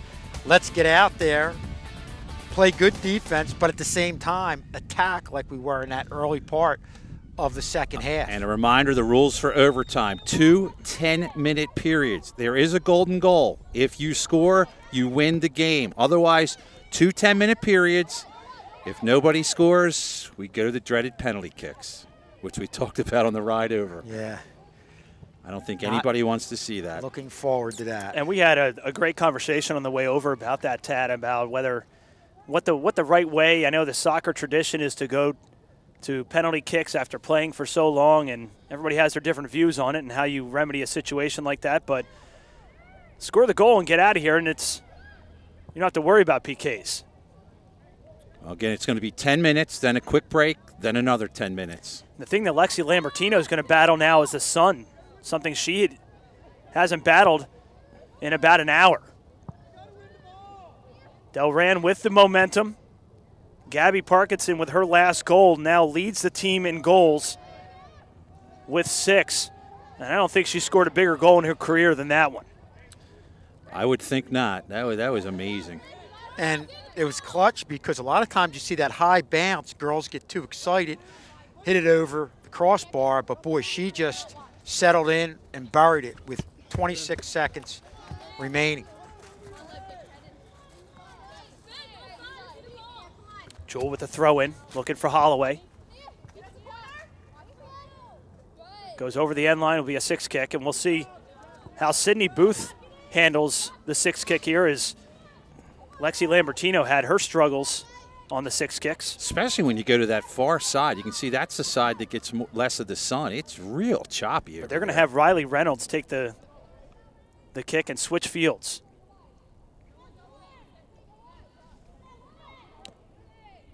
About 2 minutes into this first overtime period. Glad you joined us here on Channel 19 and Sterling High School Radio. A amazing game here for both soccer teams in back-to-back days, both games going to overtime. Winner of this game will face either West Deptford or Collingswood. Game going on right now.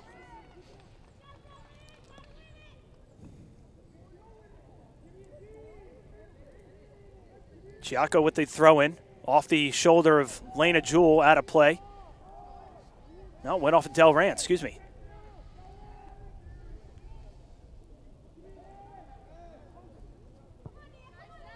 Takes a weird bounce, and now Delran controls. Sent up, Wilsey. And Baldino clears it away into the arms of the coach for Delran. Weird thinking mentally what each team is going through. Sterling with a little bit of disappointment here, but I still think playing with house money in this one where Delran is expected to win this game, but they've got second life. I think the frustrating part for Sterling is the fact that they were 26 ticks of the clock away from pulling the upset and just couldn't hang on for that. I mean, if you make one more substitution and it doesn't even get to that point, you know what I mean? Like, you start thinking back on all those things that you could have done, but nonetheless, they do have an opportunity here to win it. And the thing about it, in those last 4 or 5 minutes, they were doing everything they needed to do. Yep. Yeah. Made balls at midfield, just get it upfield. Had Delran buried, and that was basically just Delran's last gas push upfield, and you get a ball just loose a little bit, and they capitalized. Lambertino goes to the ground with the ball in her hand, had a collision there with Kayla Hess. Now the problem here is they're going to make her put the ball down, which is what Sterling doesn't want to do. They'd love a punt in that situation. So that's one play that actually helps Delran. It's a shame you don't have an option on that, Rob. Yeah, I think that side of the field a little bit better. That's one of the better kicks we've seen from Lambertino from the ground. Holloway can't hang on to it as she tiptoed the end line. And one thing I've been seeing as far as an adjustment, Nia Holloway in that first half, when she got the ball on the outside, had one defender over there, maybe another one from a little further away.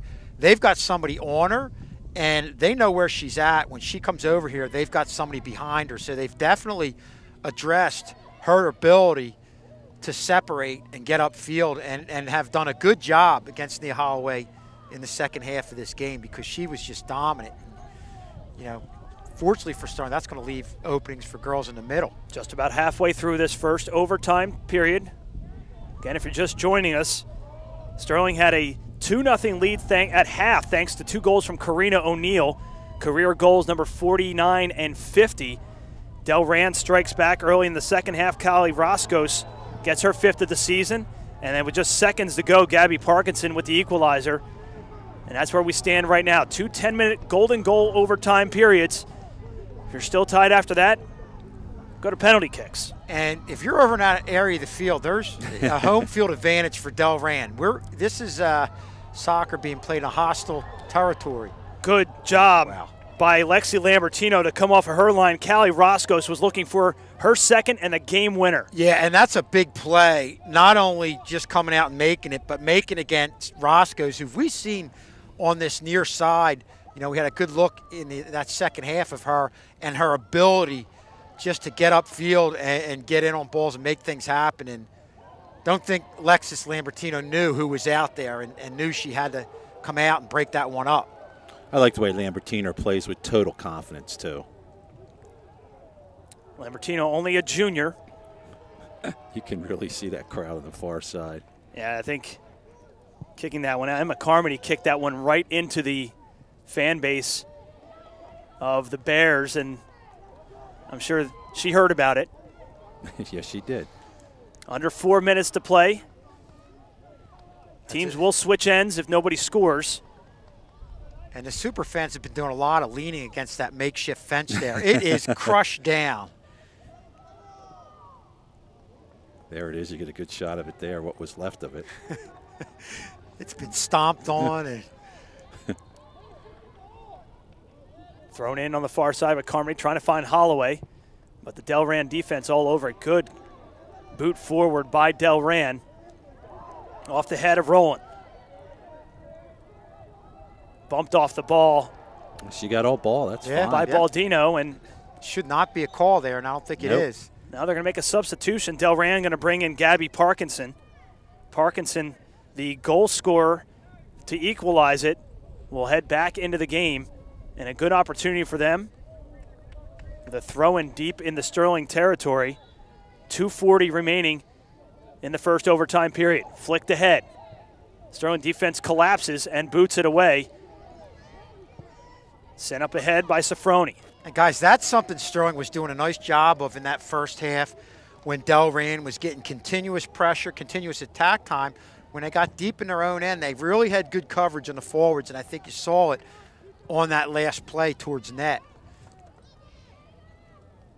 It's been all Delran now in overtime. It has. It has. Like I said, it's really, this is similar to the way the game started in the first 10 minutes. Well, to give you an idea, in the first half, Sterling had 3 shots on net. 2 of them went in. They did not have many shots in the second half. Crowley sends it far side for Roscos. Roscos with some space. Roscos cuts it back inside. Nice move. Roscos inside the 18, flicks it, and a save by Lambertino, arguably her best of the game. Yeah, and a real good move by Roscos, but again, another defender to come over and force Roscos into a quick shot and not at a great angle, allowed Lambertino to make a real nice save. 90 seconds remaining in the first overtime period. First goal moves on to the second round. I hate to say it, but guys, I think Sterling's best shot is penalty kicks right now. Foul against Delran. We just haven't shown the ability to score. I agree with you, Todd. You know, as an underdog, and we had talked about some games where we know coaches played for that, kept everybody back, knew they weren't going to score, just played to get to the penalty kick after the second overtime. Carmody sends it forward inside the 18. Nobody home for Sterling. Booth scoops it up, rolls it out to her Forward there, Roscoe. Roscoe sends it ahead. Roscoe's playing in the midfield position now. Tries to find Rowan. Look out. And look out the other way. Rowan had a step. And now in the waning moments of the first overtime period, under 30 seconds to go, Delran, offensive chance here. Roscoe again scoops it inside the 18. Nobody home. Sterling clears it away. Lena Jewell there to clear it away. Oh, Holloway. Good job by Lena Jewell as a forward, covering that far post. Couple seconds remaining, and you hear the horn. That'll do it for the first overtime period. 10 more minutes could determine who advances to the second round. What we'll do is we'll get off to a quick break, come back. Second overtime action, still tied at 2 from Delran. We're back right after this.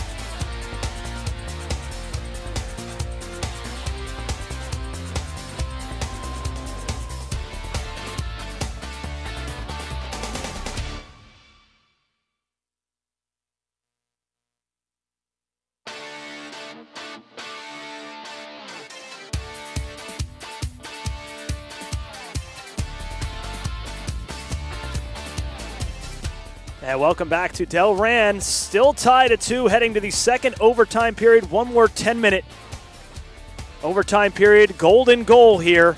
Delran going to switch ends with Sterling.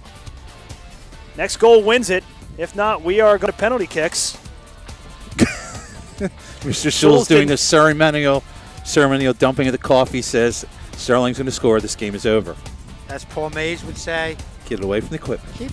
Keep the drinks away from the equipment. And he did. He went there. Well, here we go. 10 minutes. I think if you're Sterling, as we started here, you're hoping, I think you can get any kind of offense. If not, I think we're heading for penalty kicks, guys. Delran controlled the majority of the chances in that first overtime period. Well, we got a chance here. We have a long-distance shout-out, too, Mr. Strauss. Alex Gonzalez checking in all the way from Belize, checking out the game on our YouTube channel. So, Alex, thanks for checking us out. Hopefully we can bring you back a Sterling win. We believe. All the way to Belize. We believe. I believe that we will win. I hope we can. That's we believe, yes. Thanks for checking in. Hatfield. Near side working against the goal scorer, Roscoe.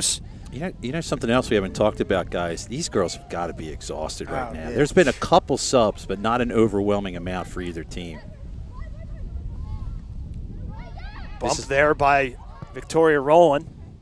And the other thing, Tad, that whole most of that first overtime, the Sterling girls were playing defense. We always talk about how it's so much tougher, it takes so much more out of you when you're playing on the defensive side of the ball as opposed to offense and attacking. Delran had pretty much controlled the second half. They got a goal off of a restart. And then a goal in the final 26 seconds to tie the game at 2, and that's where we stand right now. Who's going to be the hero tonight and advance to the second round to face either West Deptford or Collingswood on Friday? Opportunity here for Delran. Jewel back to play defense and just wisely kicks it out of play. Roscoe's was there as well as Victoria Rowland. You're right. You had a couple forwards right there in the middle. I think, and I'll go back to what you said, Tad, about the girls right now just being gassed. You can see when balls go up ahead that they don't have the same pep that they had in the first half of the game and even at times in the second half. You're talking, you've run almost for an hour and 50 minutes now. That's unreal. Well, that's what they're conditioned to do over the course of the year. Better than me. Running's fun. Yeah, I'm sure it is, Rob. I know you're all about that. Throw in on the far side for Sterling. Delran player went down, whistle, and it will be a foul against Sterling, and Delran will reset everything with just about 7 minutes remaining in the second overtime period. Well, if the ref misses it, there's about 60 to 70 other refs right in that general area that can help make the call. They'll gladly help out. Good ball ahead. And another good flick ahead. Unfortunately, finds the foot of Catherine Miller. Heisler can't get it forward. And now Delran really applying the pressure. I don't know what the strategy is here, Tad, but it really does appear that Sterling would be content going to a PK situation. Well, we don't generate a whole lot of offense in general. So for me, I'm just like, girls, keep them in front. Kick it out. If you got to run, go for it. Otherwise, we're going to the drastic penalty kicks. And we talked this game and how throughout this game and how this team has a lot of confidence in their goalie, Alexis Lambertino. So that's something that I think can play in what's going on. There's whistle and Sterling some kick. Confusion on where the foul was going. I think the Delran fans thought that it was a foul against Sterling, and Delran started setting the ball up, and now the officials are going to say it is a Delran foul. O'Neill going to reset from just about midfield. Low line drive finds the head of Heisler. Rowland goes down, and now it will be a Sterling foul. Sydney Booth quick to restart with just under 6 remaining.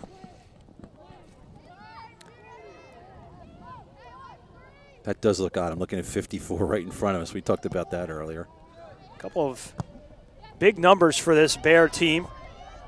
44, 54, and 57. Some numbers that you don't see typically on the back of a soccer uniform. Brought them up from AAA, right? I guess like so, those yeah. High baseball numbers. Sterling's highest number, if you're wondering at home, is 26.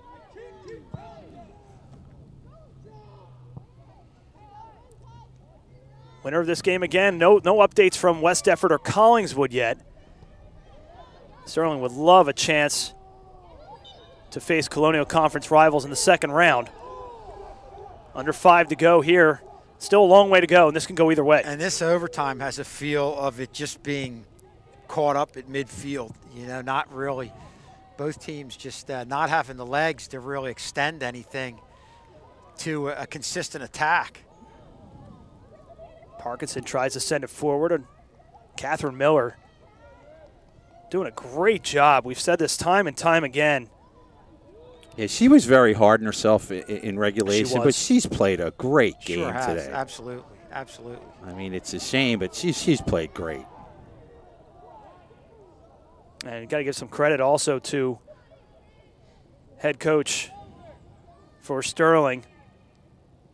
Just does a great job. And how do you coach him up after a tough? The Coach Caracho does a fantastic job with the girls all year round, but especially in that situation, Kevin, where you have to pick your team up off the ground after scoring and allowing a late goal. Yeah, and I think the message that she had was the right message, not only just any team, but to a young opportunity team. here. And Sydney Booth comes out off of her line. Sorry, Kevin.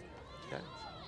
It's a near opportunity for Sterling, and here comes Roscoe in transition. A lot of speed coming up this near side. Roscoe's working one-on-one with Baldino. And just kicked out of play. And it'll be a throw-in. Nice job by Baldino. Substitution going to check into the game for Delran. Klodnicki going to check in and replace Victoria Rowland. Let's go with off the head. Roscoe's back deep for Hess, and no good there. Just about 3 minutes remaining here in the second overtime period, still tied at 2. My only hope is if we go to goal kicks and penalty They're right kicks, in front I'm of us. hoping that we're looking at, if it's down the other end, it's not going to be the greatest view, and I'm going to apologize for it right now. I'm thinking with the footing, it's going to be The other down end. the other Yep. end. Yeah.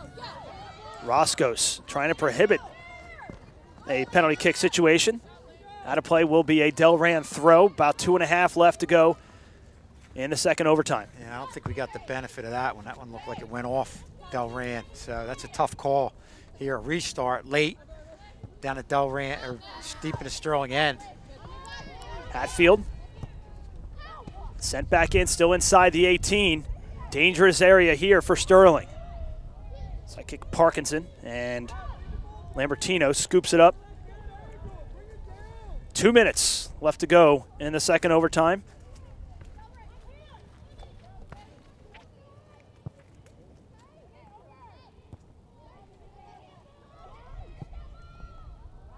You have one more run in you.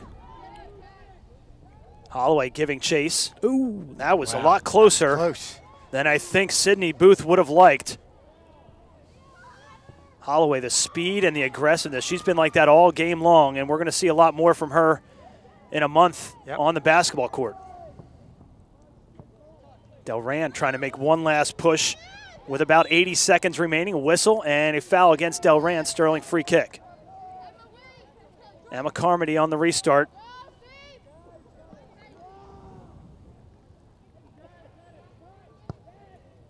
Good ball by Carmody. Trying to find Lena Jewell, cannot, and it will be a Delran throw. Just about a minute left to go.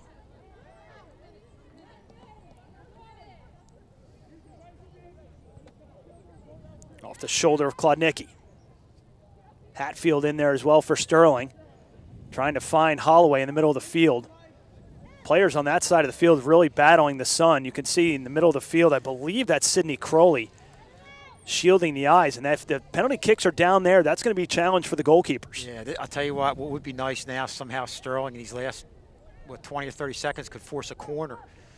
Very Getting close. Close, They're yeah. getting real close. Lena Jewell with a throw in deep in Delran territory. Short throw, whistle, and it will be a foul against Nia Holloway. And a quick restart. Nope, they're going to have them reset it again. I'm going to say a bad throw by Lena Jewell. Not a bad idea. I think that's that short throw. You think you get it back, and you can almost kick it to the middle. It's almost like a corner kick. Holloway with some space. Holloway around 1. Can't get around 2. And you can hear the official counting it down. 3, 2, 1, and we are headed to penalty kicks in the opening round. Sterling and Delran in a battle here, and it's going to come down to a mano contest. Goalkeeper against shooter. Well, now, this is where you figure out. All right, your first question is, who wants it? Who wants to take a kick? That's the first, because we've had games before where coaches said after the fact, I don't want to, kids didn't want to kick it. I'm a coach. I know my players. I'm going right on down and looking into their eyes. And I'm not, I know I have certain kids that can have the good foot, but I'm looking in their eyes, and I want to see, in my mind, who really wants it, who wants to handle this type of pressure. And that's what Coach Caracciolo right now is going to have to decide. And the other strategy is, Rob, what order do we go in? It almost seems like we're in this situation more often than not in the playoffs with the boys and now the girls. And you know, my thoughts on this, we talked about this ironically on the way down here, or up here rather, that I'm not a big fan of this deciding the game, of a great game between two great teams.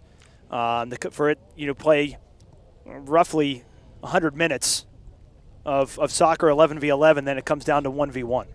Yeah, I'm not either. I mean, we were coming up with some far crazy ideas. Yeah. I thought take somebody off every few minutes and get it down eventually to like maybe I don't know, 7-on-7. But soccer is one of those sports that's steeped in tradition, and they don't like to change. And I don't think this is going to change. The strategy is who kicks first, and in what order do you go in, and that's part of the strategy as a coach, trying to figure out what the heck are we going to do with this here. Well, you have to think here, win or lose for Sterling. Like you said this earlier, Tad, playing with house money. This is a great, great showing and a great experience for these younger players in a playoff atmosphere to build this program. All right, here's the captains at midfield. Now, again, we're going to try and follow this along, Rob, as best we can. Here's the coin toss. And let's see. Sterling has won the toss. They will receive. I couldn't tell you. I have no idea what's happening. Karina's great. She loves this. She just made a muscle sign. Let's go. I don't know what's – I'm hoping it's not the other goal, but if it is, we'll just do the best we can. So is it five shots, Yes. Rob? All yes, right. it is. 5 shots. And I think the coach pointed the – let's see. I have a tough time thinking that it's going to be at this goal with the way. Karina just pointed this way, and their coach pointed this way, and the refs are walking this way. Wow. So we had a 50-50. Yay, TV's happy. We actually are going to get a good shot of this then. Either that or they're just going to sprint down to the other end. I mean, do you want the goalies to battle the sun down there, or do you battle the turf down here? I have no idea what this is where if we get coach on at the end, either if we can, this is where we find out what goes into that. But yeah, the goal, you can see the referees are getting ready to make their way. It's definitely going to be down our goal to our right. I would think Karina's going to be one of your shooters. Rob, any other guess? I know you're more the soccer guy than we are. I think Nia possibly? No? Update real quick, not to get off on a side note. West Defford beat Collingswood 1-0. Jeez. So thanks to Adam, who chimed in on Twitter to let us know that West Defford advances. They were the higher seed. They were the 5 seed, so no 5-12 upset. But to get back to your point, I mean, you would have to think that Kaylee Sheehan's going to be in there as well. I mean, Karina O'Neill, obviously. Lena Jewell, perhaps. Well, I don't know if this is any indication. There's 4 young ladies right away that go right to the middle of the field. So it looks like you have Catherine Miller, Nat Hatfield, Kaylee Sheehan, Tori Wilsey. But unofficially, I mean, it's at this point it's kind of a crapshoot. You don't know who you're going to see. It looks like Sterling is going to kick first. Sydney Booth in net for Delran. Imagine the pressure on these young ladies right now. We deserve to win one of these. One penalty kick. It'd be nice. Has Sterling? And you guys might have I don't think in our time. No. I don't remember one. We've won. We got to maybe go over to Sean Clank. Sean. I know that the boys were snake bitten for a number of years in a row. Has there been any penalty kicks that we've won? In our recent time? He's saying not in the last 10 years. Now it's time. And now the Delran fans have migrated to this side of the field. You can hear them on the far side. Mr. Farr chiming in says the girls are tough. He has absolute confidence in them. And I think if a Sterling girl gets the winning penalty shot, She's got to run over to the Delran fans. I'll tell you who would do it. Karina would do it in a heartbeat. She would do it in a heartbeat. Yep. We wouldn't even have to ask her. She's running right at them. Shout out to Meredith Lambertino, who sister of goalkeeper Lexi Lambertino. Also checking in on Twitter. So West Deptford has moved on and awaits the winner of this contest. The first round of the South Jersey Group 2 playoffs is going to be decided by penalty kicks. And it appears that Delran will shoot first. And there are our 5 shooters, Rob. If you can bring them to us, it looks like they'll be our 5 shooters for Sterling. Nat Hatfield, Catherine Miller, Karina O'Neill, Tori Wilsey, and Kaylee Sheehan. Looks like, as you mentioned, looks like you're going to see Delran. There's who's going to shoot for them. We've got, what, 3? Here comes our first shooter. First shooter is Gabby Parkinson, who had the equalizer with under a minute to go. So it's going to be 5 shooters for each team. And this is the guessing game for the goalies. If you can save 1 or 2. Parkinson, shoot, score. Pretty calm and cool. Knew where she wanted to go and put it in that right-hand corner. Nice and easy. Yeah, didn't overkick it. No. And how many times have we seen that where it sails high? Karina O'Neill, the senior, with 2 goals on today, looking to make it 3. Approaches and scores. She looked right at the crowd. Carbon copy. Money. They're going to go to, trying to see the number. They're going to go, is it Brianna Parkinson? 20.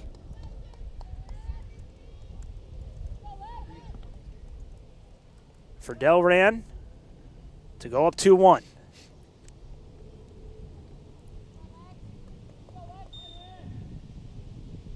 Shot, score, same side.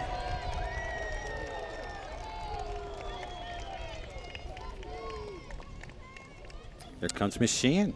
Kaylee Sheehan, the freshman, steps in the biggest stage she's been on in her high school career. Scores and made it interesting. Hey, these girls have ice in their veins, Kevin. It's almost like you're at a golf tournament when they're leading up to the ball. As loud as everybody's been, it's that moment you can hear a pin drop. Emma Mullen now scores. A 3-2 Delran. Kevin, there are goalies standing in there, right? Just checking. These girls are just back to the freshmen to where they needed to get it to. I mean, I think in some of the PK situations we've seen mishits, but boy, they've all hit it square and put the balls in the spots where they wanted it to go. Tori Wilsey now for Sterling, shoots and scores.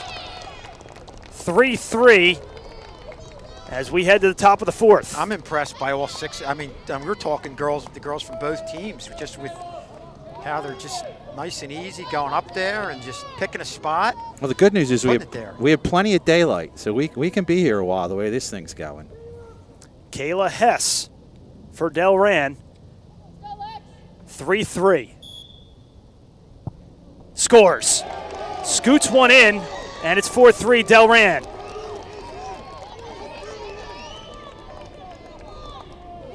Nat Hatfield steps in.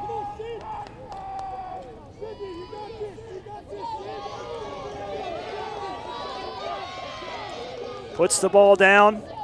Tries to tie this one at 4. Hatfield, shot, score. Of all the kicks there, Hatfield went the furthest back, Kevin. She went like 2 or 3 steps further back than anyone else. Kicked it with her opposite. It looked like she went opposite. Can Lambertino come up with a save right here to give the Sterling Knights a chance to win? I believe this is Michaela Heisler.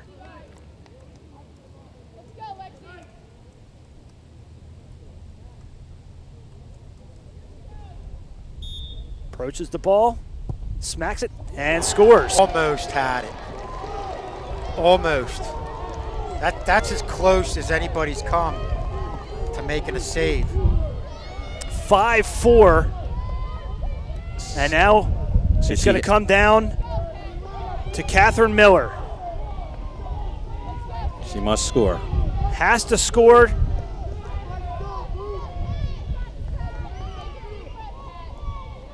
Battling a little bit of the sun now in her eyes right in front of the ball. Miller, shot, score.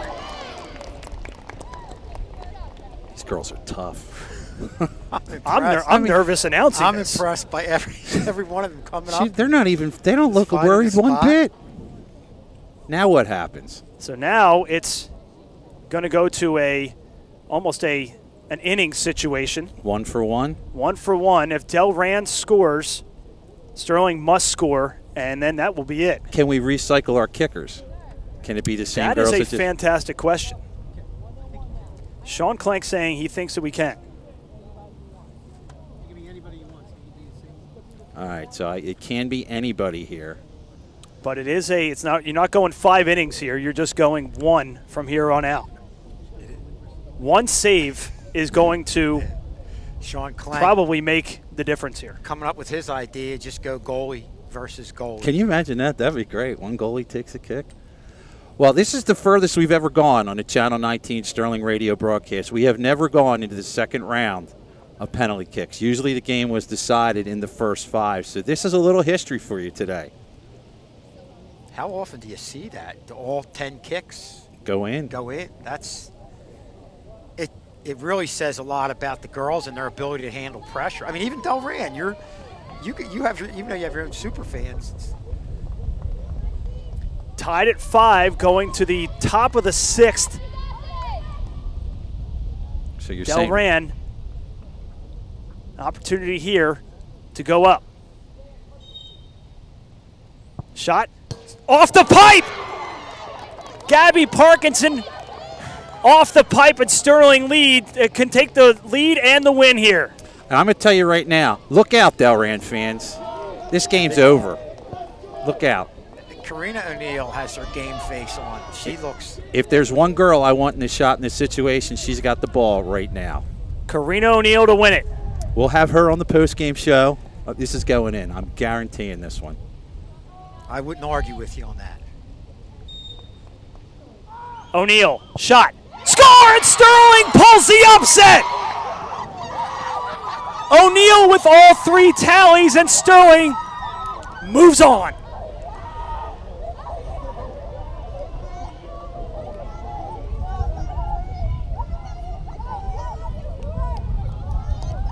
You could just tell by the look on Karina O'Neill's face getting ready that she just knew she was going to finish it. And she did. Well, we've been on both sides of this. This is the first time in our TV history of us 3 where we're on the winning side. We are ecstatic for these young ladies. They pull the upset, Rob, as we get ready to go to a post-game show. Karina O'Neill had both goals, and the deciding goal in overtime, Gabby Parkinson off the post, opened the door for Karina O'Neill. And Sterling will face West Deptford in the second round of the playoffs. We'll get off to a quick break. When we come back from the break, post-game show, Sterling wins in a penalty kick 3-2 thanks to 3 goals by Karina O'Neill. We'll be back right after this.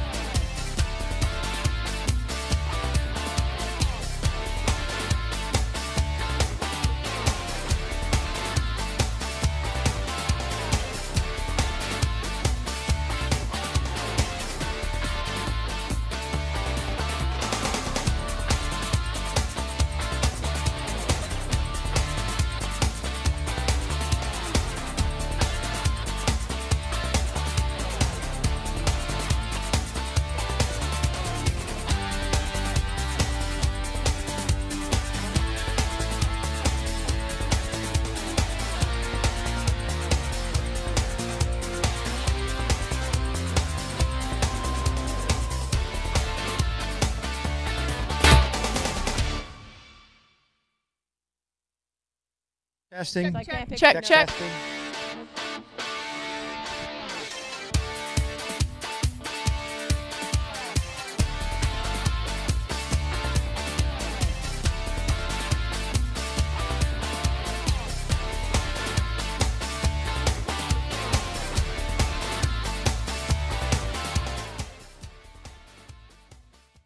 Back with our stars of the game in just an unbelievable game. Karina, first talk about, you have your fans back there, your mindset going into that last kick.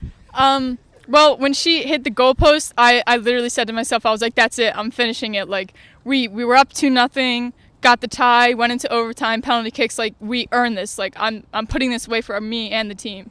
And it's funny because when we looked at you when you were approaching the ball, that was the look on your face. Exactly what you said. The look on your face matched what you said. Have you ever been in a penalty kick situation? No. And I one time when I was a little bit younger, I had a penalty miss, and it was actually a championship game, and so that took a toll on me penalty-wise. So I was really scared, but I did good in practice when we practiced the penalties, so I felt confident. I don't know if you're aware of this. Now, this is unofficial because a lot of what we go on is unofficial, but